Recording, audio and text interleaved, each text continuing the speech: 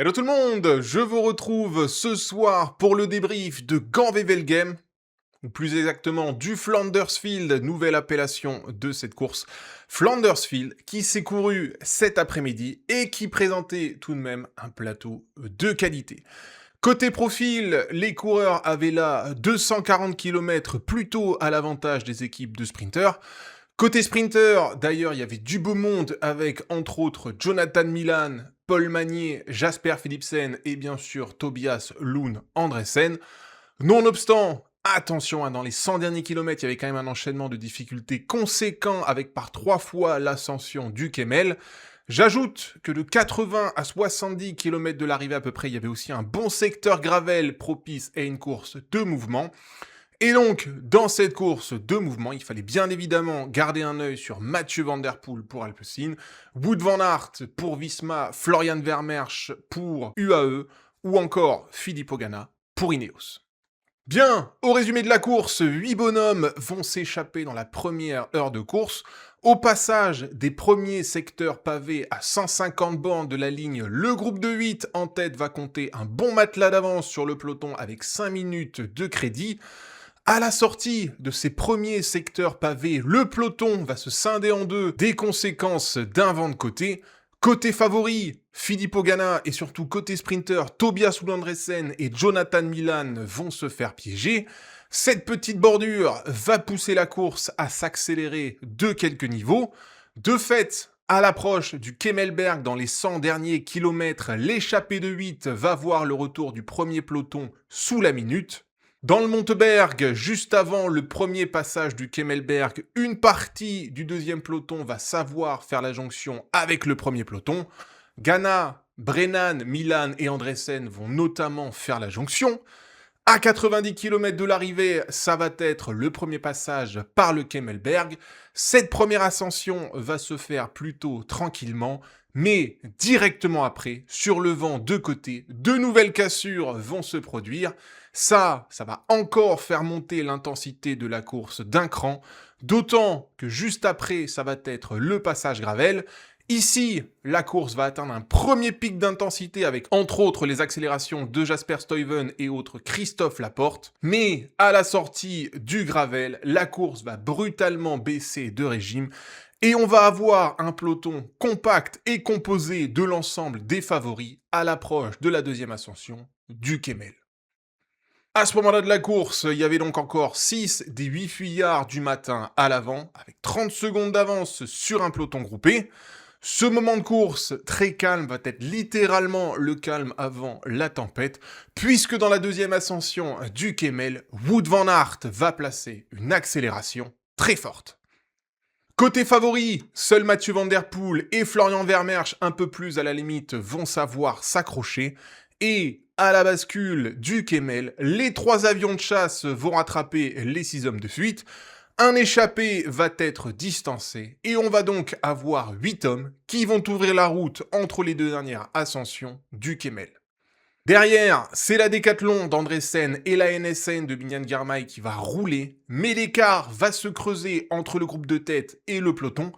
Pratiquement, la minute va séparer les 2 échelons de course à l'approche de la dernière ascension du Kemmel. Ascension par l'ossuaire et non plus par le belvédère. Dans ce dernier talus, Mathieu Van Der Poel va faire la section pavée à fond. Les derniers résistants vont sauter. Florian Vermeersch, déjà limite plus tôt dans la course, va aussi sauter. Et à la bascule, soit à 35 km de l'arrivée, back to the good old days, Mathieu Van Der Poel et Wout van Aert vont ouvrir la route de ce Gand-Wevelgem. Florian Vermeersch va lui rester bloqué au deuxième échelon. Et le peloton va lui passer avec près de la minute sur ce duo de tête.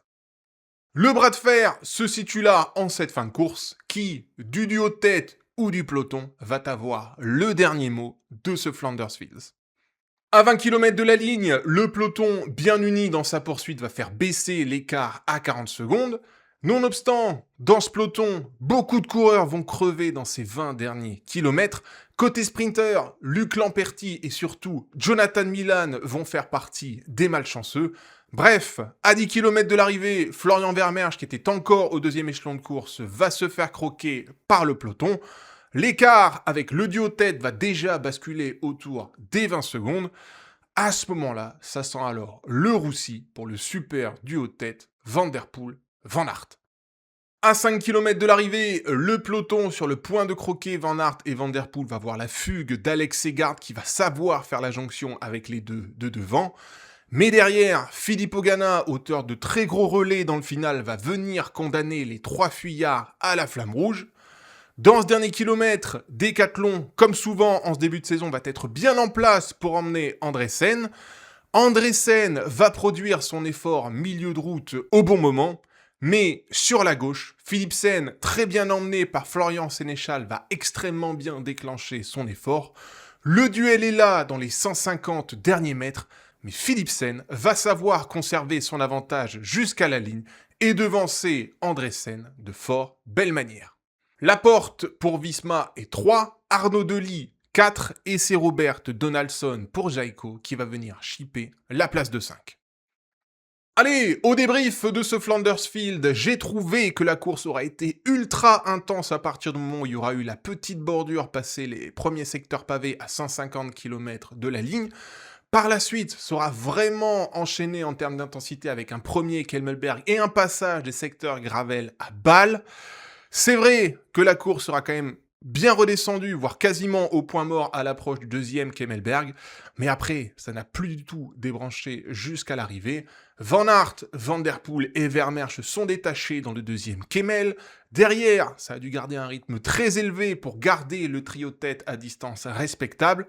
Et puis après, du dernier passage au Kemmel et jusqu'à la ligne, il aura fallu faire front commun pour les équipes de sprinters pour garder et Van Der Poel et Wout van Aert en ligne de mire.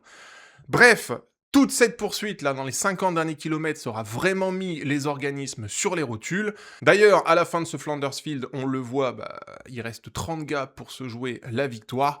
Et à ce jeu-là, Alpecin aura joué sur du velours avec l'anticipation de Mathieu Van Der Poel, qui aura suivi le mouvement de Wout van Aert.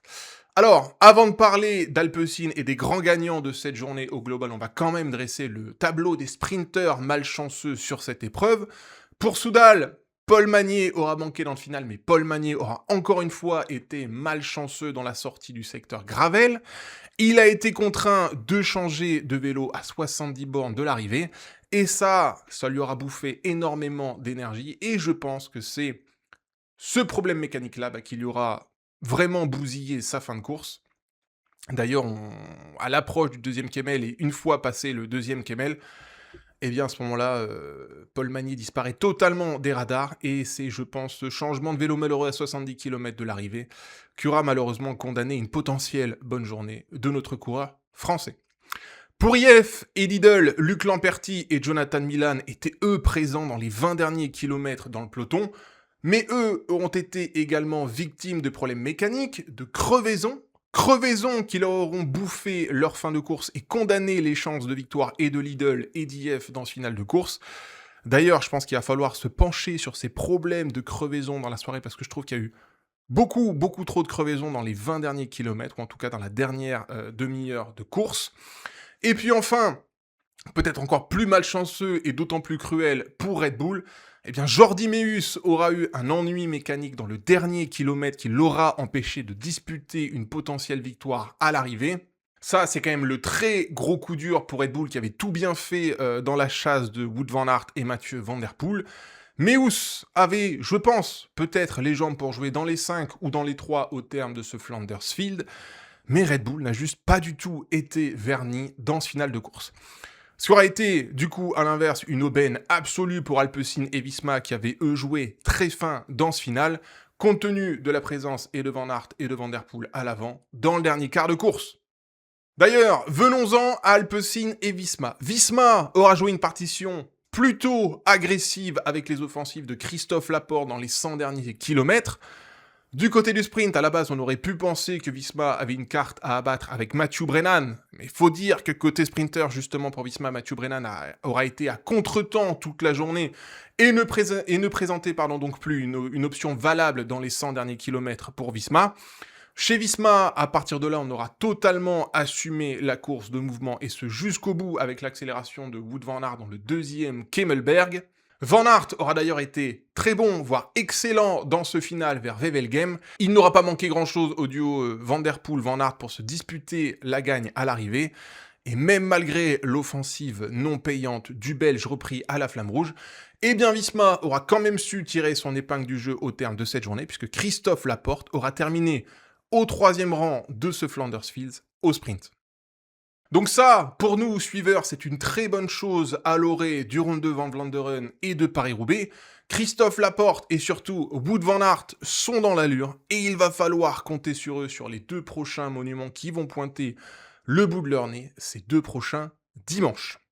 Voilà, ça c'était pour Visma. Du côté d'Alpecin, là, la strat aura été claire comme de l'eau de roche dans les 100 derniers kilomètres. Aujourd'hui, c'était tout ou presque pour Jasper Philipsen. Mathieu Van Der Poel avait, je pense, pour mission de se glisser à l'avant dans les 2 dernières heures de course pour jouer sa carte ou au contraire assurer un potentiel retour de l'arrière du sprinter maison Jasper Philipsen. Van Der Poel aura fait ce qu'il fallait pour juste accompagner Wout van Aert à la fin. J'ai pas senti non plus, et vous me direz en commentaire un Mathieu Van Der Poel qui se sera livré à 100% dans la dernière heure de course. Mais quand bien même, avoir Van Der Poel à l'avant, ça aura permis à Alpecin d'économiser des hommes à l'approche du sprint. En cela, Jasper Philipsen aura de fait été très bien aiguillé dans le dernier kilomètre par Florian Sénéchal qui aura fait du super boulot pour Jasper Philipsen. Et à la fin, Philipsen aura fait ce qu'il fait de mieux depuis le début de sa carrière, à savoir être ultra explosif dans les 150 derniers mètres, puis contenir le retour de ses adversaires. Aujourd'hui, c'était Tobias Lund Andresen. Bref, chapeau Alpecin, chapeau Mathieu Van Der Poel et chapeau Jasper Philipsen. On a su jouer sur les 2 tableaux et assurer le meilleur résultat possible de cette manière.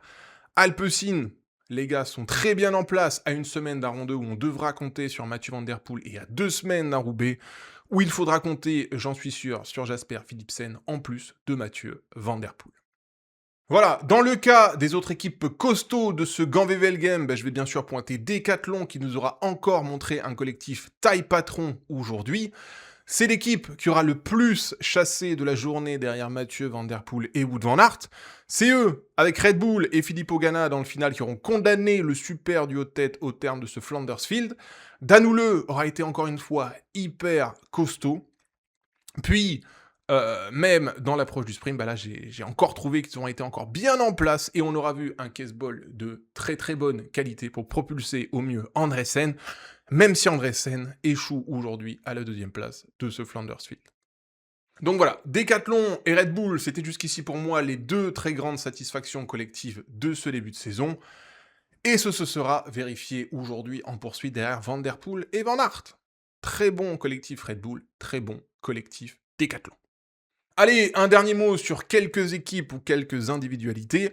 J'ai beaucoup aimé la course de l'auto qui aura fait du très bon job autour d'Arnaud Delis et ce dès la première bordure à 150 bornes de l'arrivée où on aura vu beaucoup de l'auto Intermarché circuler en tête de peloton. Travail récompensé à la fin par la belle 4e place d'Arnaud à Wevelgem. Celle-là, elle fait très plaisir. J'ai bien aimé également la performance de Florian Vermeersch, sur qui nous allons devoir compter bien évidemment aux côtés de Tadej Pogačar et au Ronde 2 et à Paris-Roubaix. Vermeersch, aujourd'hui, il n'aura vraiment pas été loin de l'exploit de recoller à Mathieu Van Der Poel et Wout van Aert passer le dernier Kemmelberg.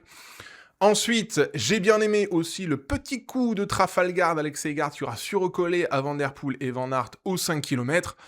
Voilà un coureur qui commence très gentiment à s'exprimer sur les Flandriennes, course après course.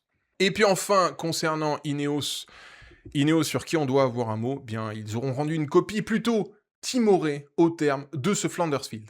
Piégés par la première bordure à 150 km de l'arrivée, ils ont quand même fait preuve d'une très belle union pour recoller à l'approche du premier Kemmelberg. Mais derrière, ça s'est à nouveau délité. Ben Turner est entre autres parti violemment à la faute à 50 bornes de l'arrivée, et ça a quand même beaucoup handicapé la fin de course d'Ineos. Ganna aura tout de même été très bon dans les derniers kilomètres, condamnant la fugue de Wout van Aert, Mathieu Van Der Poel et Alex Segard. Mais derrière, au sprint, on n'a pas su faire mieux que Lissette avec un Sam Watson totalement carbo dans ce final. Donc voilà, journée Plutôt compliqué pour Ineos qui aura couru à l'envers, mais on sent quand même qu'il y a de la ressource dans cette équipe britannique, donc à voir ce que ça donnera pour eux au Ronde 2 et à Roubaix. Ronde 2 et Roubaix, où Ineos ne devra pas compter sur le seul Filippo Ganna. Voilà un petit peu mon ressenti au terme de ce Flanders Field ex-Gann-Wevelgem. L'image de cette journée, ça restera pour moi d'avoir vu le duo Mathieu Van Der Poel, Wout van Aert à l'avant dans ce final de course. Ça, bien sûr, ça fait remonter quelques très très bons souvenirs et ça promet aussi énormément beaucoup pour le Ronde 2 et surtout pour Paris-Roubaix où Tadej Pogacar sera, je pense, un petit peu plus accessible qu'au Tour des Flandres. Bref, tout ça, on s'en reparle bien sûr en milieu de semaine prochaine à l'amorce du Tour des Flandres. Mais avant ça, je vous retrouverai bien sûr pour le débrief final du Tour de Catalogne qui s'est terminé cet après-midi. On fera un petit détour mercredi du côté d'À travers la Flandre où Wout van Aert, qui nous doit une revanche sur cette course, sera favori. Et puis enfin, en fin de semaine, eh bien là les amis, on sera à fond sur le Ronde 2 Van Vlaanderen, deuxième monument de la saison.